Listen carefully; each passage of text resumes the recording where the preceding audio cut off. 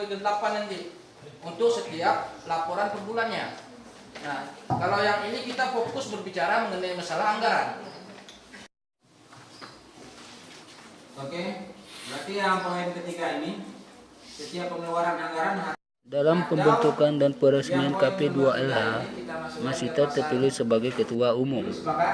Dalam pesannya, dia berharap kepada kepengurusan KP2LH Klut Tengah periode 2018 sampai 2020 untuk bisa sama-sama memajukan desa dan lingkungan, terutama sumber air.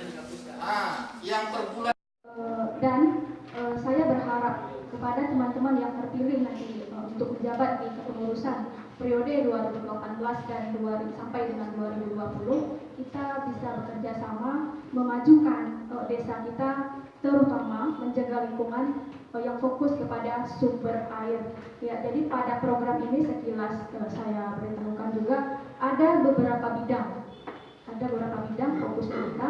Di sini kita belum memilih personelnya, akan tetapi saya sangat mengharapkan baik itu ketua pemuda maupun ketua pemudi untuk terlibat dan sangat aktif di sini, memberikan ide-ide dan kinerja kita bersama untuk memajukan wilayah kita sendiri.